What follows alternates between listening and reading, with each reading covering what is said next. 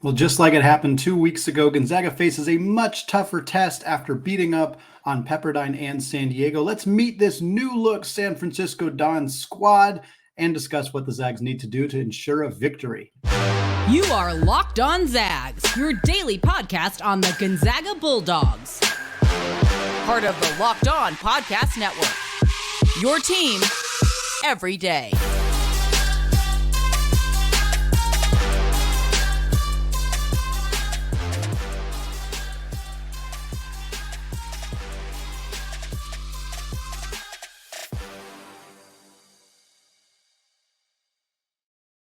What is going on, y'all? Welcome into the Locked On Zags podcast, part of the Locked On Podcast Network, your team every day. I'm your host and longtime Gonzaga podcaster, Andy Patton, here to bring you news and updates on all things Zag athletics.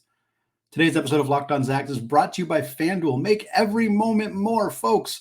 New customers get $150 in bonus bets if you place a $5 money line bet. Visit FanDuel.com/LockedOn today to get started.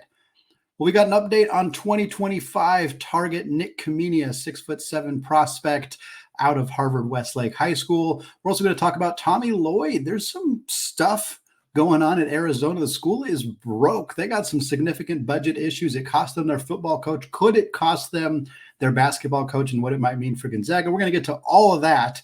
But first, it's time to preview the Dons. We got San Francisco coming up on Thursday, January 25th. At 6 p.m. Pacific time. We don't have to search on KHQ or Root Sports or ESPN Plus to find this game. It will be on ESPN2 with the friendly voices of Dave Fleming and Sean Farnham for that contest. Very much looking forward to being back on the big network and getting to hear Farnham and Fleming on a call. Of course, it didn't go super well last time they called a Gonzaga game. That was the Santa Clara game a few weeks ago. That game also coming after Gonzaga had just played both Pepperdine and San Diego the week before. So definitely going to feel like we're kind of entering a similar situation here. Of course, that game against Santa Clara was on the road. This game against the Dons will be at home, the first matchup of the year between Gonzaga and San Francisco. The return game will not be at War Memorial on San Francisco's campus.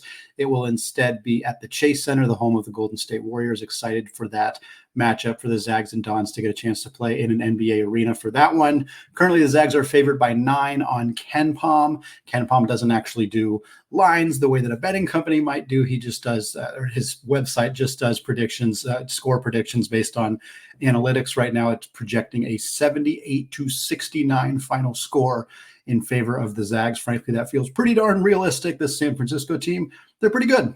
15-5 on the year. They are 4-1 in conference play. Their only loss was to St. Mary's on Saturday, going on at the same time as Gonzaga's win over San Diego. And St. Mary's beat them pretty badly.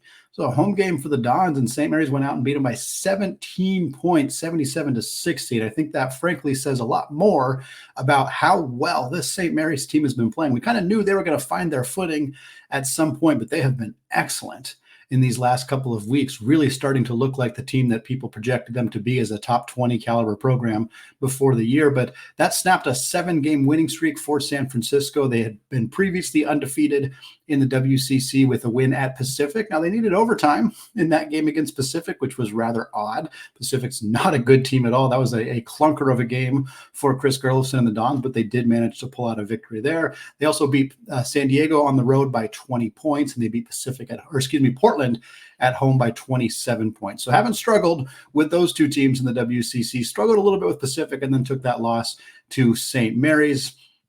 Outside of that, though, all their losses are pretty quality. It's a 5-loss team. Their losses are at Boise State, who's looking more and more like a potential at-large candidate out of the Mountain West Conference. They also lost at Arizona State, who hasn't been great this year, but it's still a decent Power 6 program. They also lost at home against Utah State by 1 and to Grand Canyon. Those two teams, I think, have a combined 3 or maybe 4 losses on the year. Two very, very quality programs there. The main issue for San Francisco is not the quality of their losses. They just don't have any huge wins. And they put together a quality schedule. A shout out again to Gerlufsen and the Dons. This is as tough of a schedule as you can make as a mid-major program like San Francisco. I mean, again, to have 5 losses on the resume, 4 non-conference losses, and have none of them be bad losses is a pretty good testament to the schedule for this team. But the wins, they have 3 Power 6 wins, which normally would look great. Unfortunately, those 3 Power 6 wins are against DePaul, who just fired their coach because they were the worst Division I Power 6 team in all of college basketball. They also have a win over Minnesota, who's one of the not so good teams in the Big Ten. And then they have a win over Vanderbilt, who is the worst team in the SEC. So good to get those teams on the schedule. Good to get wins over those teams. Certainly you would hate to have lost any of those games, but the fact that they have 3 Power 6 wins and they are only 1-5 in quad 1 and quad 2 combined kind of tells you what you need to know about the quality of the opponents, or at least the quality of the wins that San Francisco has. They are 0-4 in quad 1, 1-1 in quad 2, 2-0 in quad 3, and then 11-0 in quad 4. That puts them currently, as I'm recording this, 58th in the net, which would make Thursday's game a quad 2 win for Gonzaga should they pick up the victory. Of course, the return game will be counted as a road game for Gonzaga, even though it is at the Chase Center. That is my understanding of that situation, which means that all San Francisco would have to be is in the top 75 for that to be a quad 1 victory for Gonzaga. The all likelihood, knock on wood, is that San Francisco will still be a top 75 net team, or will finish the season top 75, which means Gonzaga gets an opportunity for a quad 1 game against them on the road and a quad 2 game here at the McCarthey Athletic Center on Thursday. KenPom has San Francisco 64th in the country offensively. Adjusted offense is 96th, but defense is where they shine, 40th in the country. A few weeks ago, they were in the top 25. This is a very good defensive team. They're also a pretty slow-paced team, 247th in the country according to Tempo. Effectively, they are an efficient offensive team, and they don't turn it over much. It's a little bit like St. Mary's. It's not quite to the extremes. Few teams are quite at that extreme of really slow tempo and really high efficiency, although St. Mary's efficiency has been a little up and down this year. But San Francisco is kind of made out of the same mold. They're averaging a little under 80 points per game. They're 50% from the field. They're about 35% from 3. They only turn it over about 12 times per game. The success for this team has been out of the transfer portal. Chris Gerlufsen did a phenomenal job of finding high-level transfers to come in and immediately fit into this system. It is a difficult thing for any coach to do. We are feeling that as Gonzaga fans right now. It is an incredibly difficult thing to do for a mid-major coach. Jonathan Mogbo is an extraordinary find for Coach Gerlufsen. 8 points and 7 rebounds per game last year at Missouri State. The expectation that he would come in and be anywhere close to the player he has been for San Francisco. Nobody thought this was coming. 15.5 points, 10.5 boards, 3.3 assists, just under 2 steals per game. He's shooting 68% from the field, 75% from the free throw line. Folks, he is showing up on mock draft boards. 1 year removed from averaging 8 and 7 at Missouri State to being an NBA draft candidate and a potential WCC Player of the Year, all WCC first teamer at least, maybe WCC Defensive Player of the Year. He is a phenomenal talent.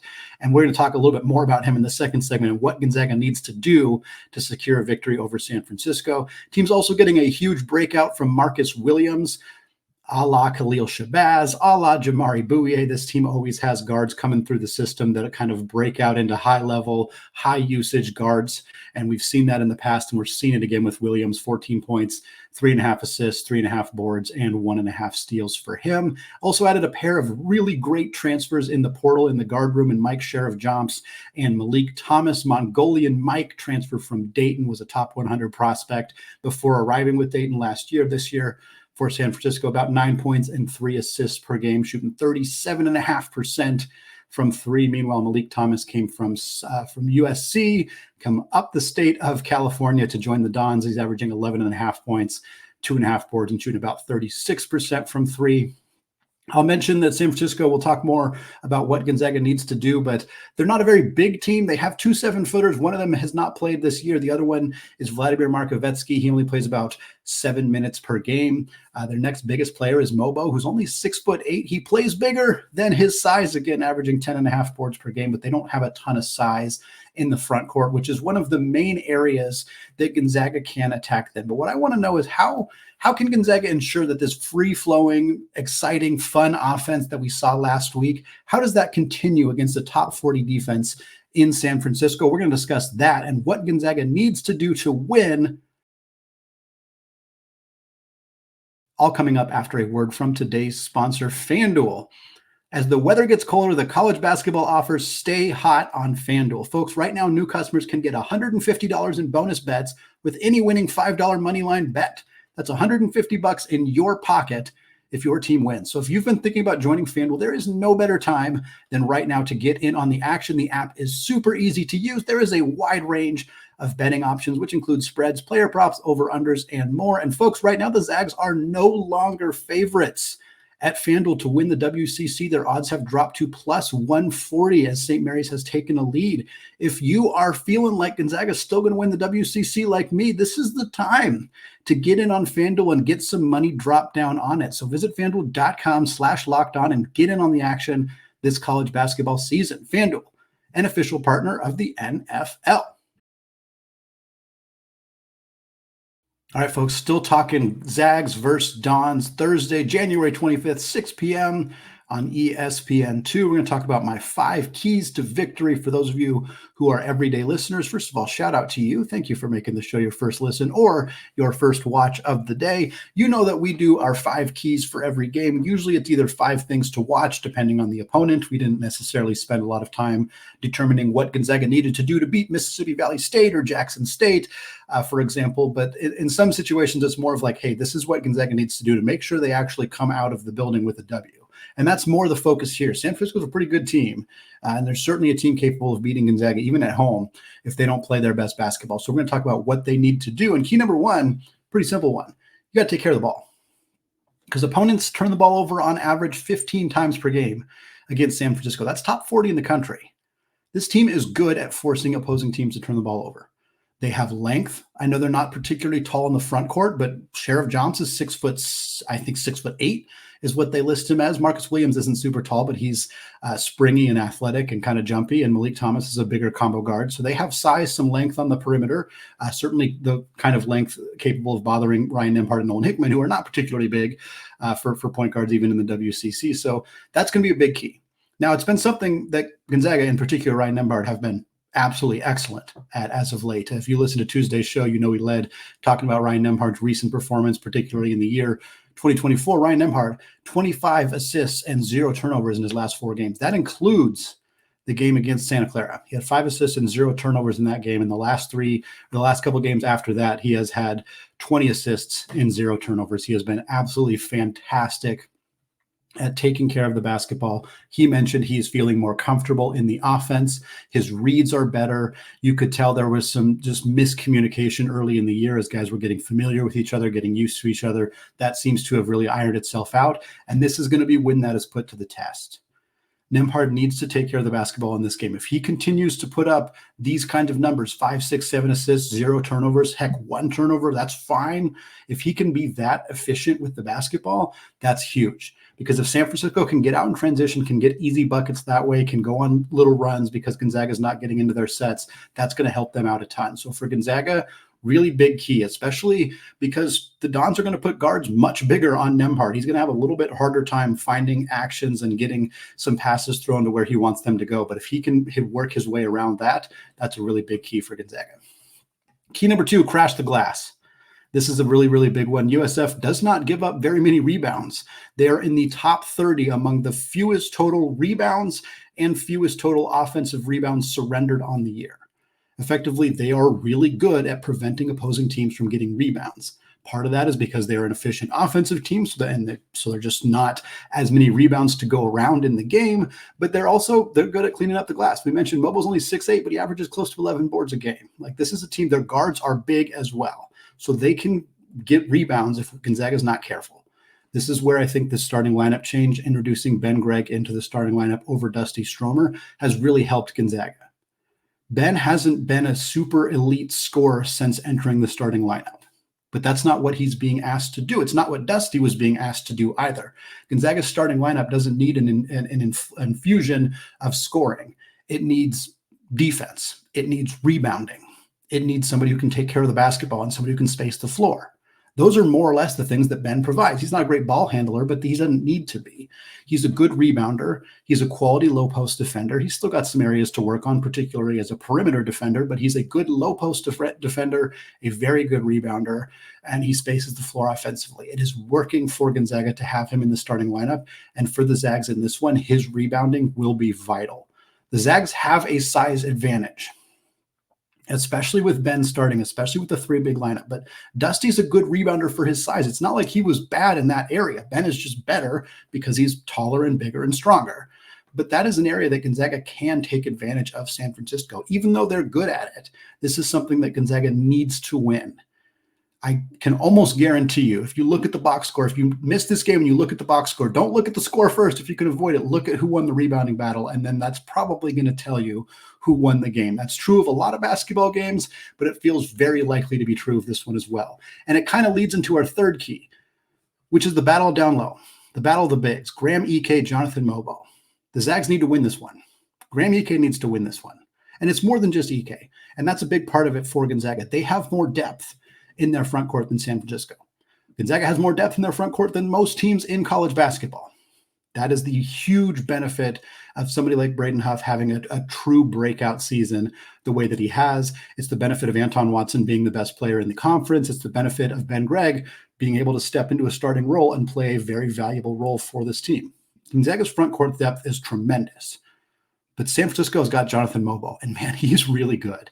I know I've talked him up a lot on this podcast, but when you see him, when you watch him, you will be able to tell how impactful he is on this basketball game. If he doesn't make an impact, if that statement that I just said proves to be wrong, and you're like, oh, Mogbo didn't look very good, it's probably because Gonzaga beat him probably by a good amount, because that he needs to be impactful for San Francisco to have a chance to win this game. He needs to play a really, really good game. And so for Gonzaga to win, they need to prevent him from doing that. A lot of that's going to fall on Graham Ike. I'm very curious how the Dons are going to defend Gonzaga, and in particular Ike. Are they going to let Mogbo handle him one-on-one?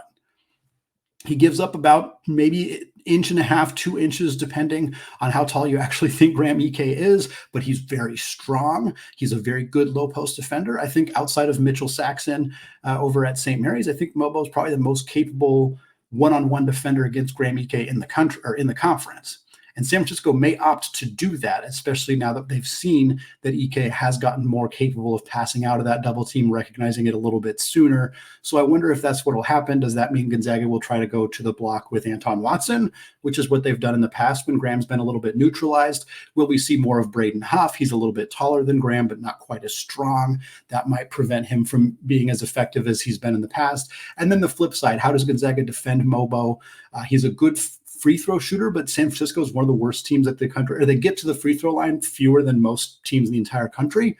So that's an area where if we can avoid fouling and don't put Mogbo on the line, make him score over the top of the bigs, that could be an area that Gonzaga could get an advantage of. This is going to be the key matchup in this game. Ike versus Mogbo, how the backup bigs do for Gonzaga.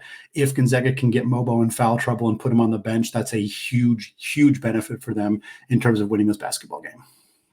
Key number 4, find the outside shot, but also don't look too hard.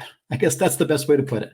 San Francisco's good at holding opposing teams to a poor three-point percentage. On the season, opposing teams against San Francisco are shooting 30.8%. That is 61st in the country. It means they're a borderline top 50 team in all of college basketball at preventing opposing teams from knocking down threes.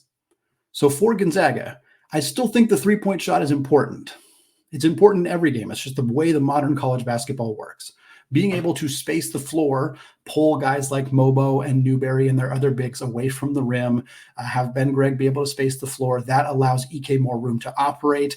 If they do want to go on the block, it gives driving lanes for Hickman and Nembhard and Watson, who's very good at driving to the basket. They get more room if they're able to do that, but you have to be able to knock down those threes. If the defense packs it in and makes it hard for Ike, makes it hard for those passing lanes to be there, you have to punish them by making threes. And San Francisco's been good at defending the three-point line, and part of that is that length that they have on the perimeter, and Sheriff Jomps and Malik Thomas and Marcus Williams. Those guys have some length, are able to be disruptive. But Gonzaga at home, they need to find those shots. But if it's not there, find other ways. pump fake, drive to the rim, keep forcing the ball on the block. Like, they need to find ways. I don't want them to go 2 of 20 for obvious reasons. But the main reason being, if they're not finding the shot, stop taking it. Find another way. It's easier said than done. I can say that here sitting behind a microphone and say, oh, just find another way to score. I'm not saying it's easy to do. And there's a reason San Francisco is considered a top 40 defense in the country. But I would hate to see Gonzaga get too overly reliant on a 3-point shot that's not there against a team that's pretty good at slowing it down. Key number 5, play a full 40 minutes.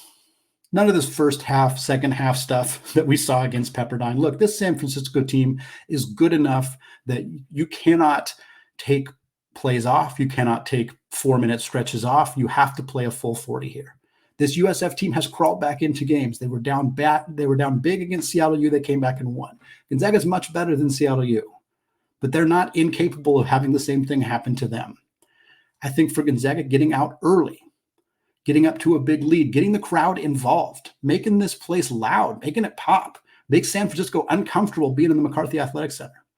If you play early, and then from there, if you do get a lead, you keep your foot on the gas for a lot of reasons. Number one, you need to, because the net ranking matters more this year than it has in years past, because Gonzaga is more susceptible to potentially not winning the WCC, and they need that at-large bid. And one of the ways you get that is you beat teams by a bigger margin. It matters in the it matters in the net ranking. So for Gonzaga, if they do get a lead here, stick with it, keep it up, not just because San Francisco is capable of going on a run and coming back into the game, but because you need that margin to be as big as possible, especially against a top 60 net team like the Dons. That's going to wrap it up for our conversation about this game. We'll be back on Thursday with much more about Gonzaga versus San Francisco. You're not going to want to miss that one. But for now, we're going to move on and talk about 2025 target Nik Khamenia. He's got a handful of blue blood programs showing interest. Could that be bad news for Gonzaga? Plus, Tommy Lloyd wants an extension that, frankly, might not be coming at Arizona. We're going to get to that right after this.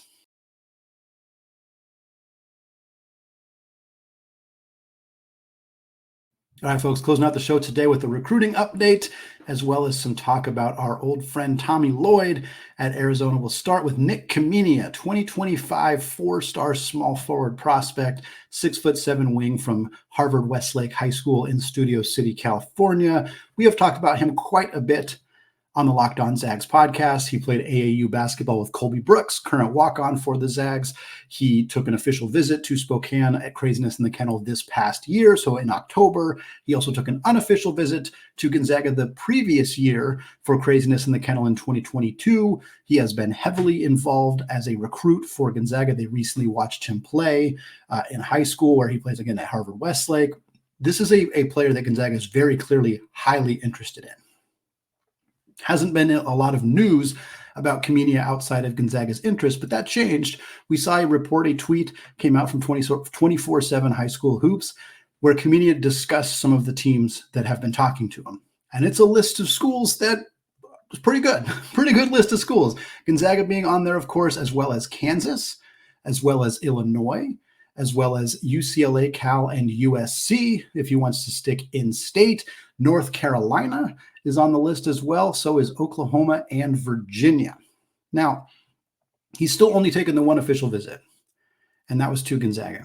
And again, he's a 2025 prospect, so it's not exactly shocking that he hasn't done a ton of visits, that he hasn't narrowed his list down. Like, Zoom Diallo just recently committed. He's in the class of 2024. Like, these 2025 kids should not be in a super huge hurry to be committing. So I think for people, I know I've seen a lot of conversation in our Discord channel. I've seen some conversation on Twitter of like, why hasn't he committed yet? Like, it's a ways away.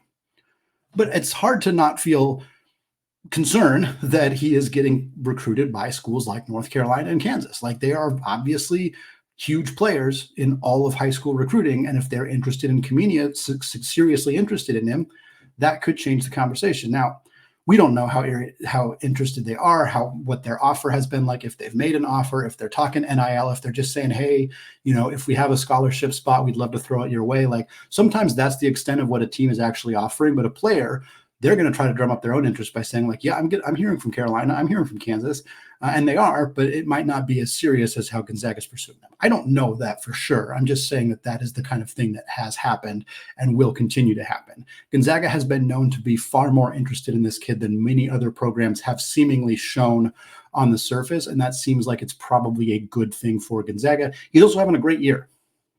He's having a great year at Harvard Westlake. He has moved up to 40th in the 2025 class at ESPN. He's 41st at On3. As of this recording, he is still 52nd at 24/7 Sports, but they are due for a refresh on their 2025 ranks very soon. When that comes out, I suspect he will be closer to 40 on their rankings as well. Isaiah Harwell, another big target for Gonzaga. He dropped to number 11 in ESPN's rankings on 2025. He was, I think, 8th prior to that, so he's still kind of in that same conversation. But those are the two big targets for Gonzaga right now. We'll keep you updated when and if we hear more about those players and anybody else that Gonzaga might be recruiting. But I want to close out the show talking about Tommy Lloyd. Tommy Lloyd has 3 years left on an extension he signed with the Arizona Wildcats. He will be the head coach at Arizona through the 2026-27 season, assuming he does not break his contract.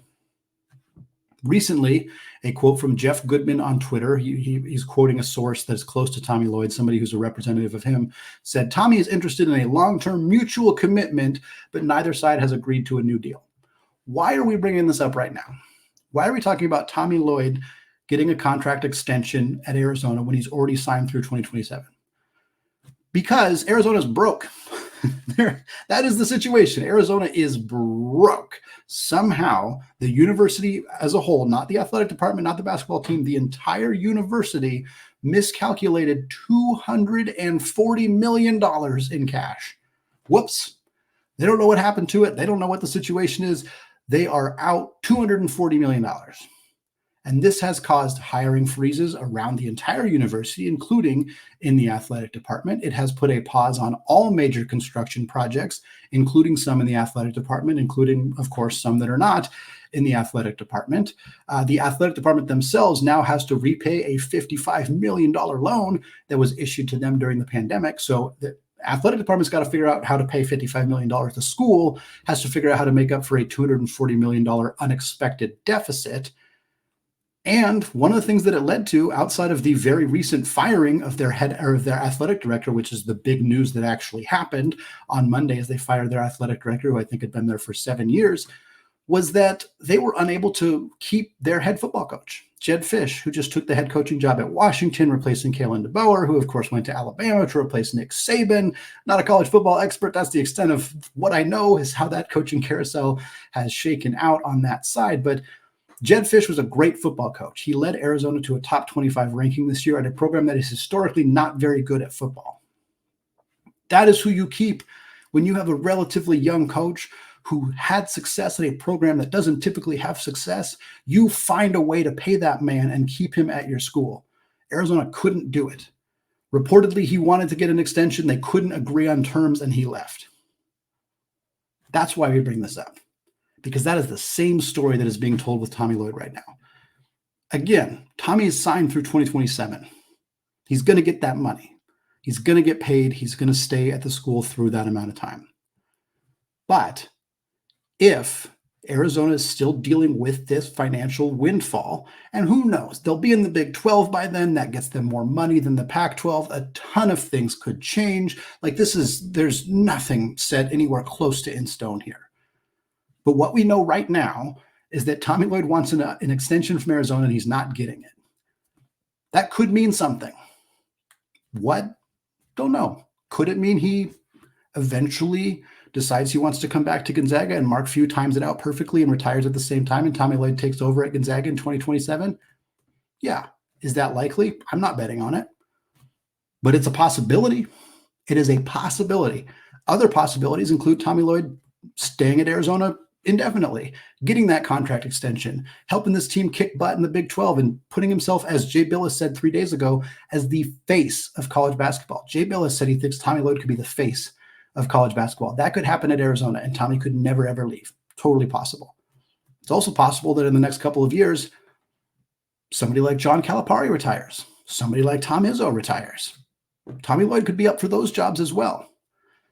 Not saying that Gonzaga is super likely to end up having Tommy Lloyd be their head coach, but there are things lining up right now that at least make it part of the conversation, make it something to consider, make it something to fantasize about for those of you who are really hoping that Tommy Lloyd comes back to Gonzaga, because I'll tell you what, I'll join you.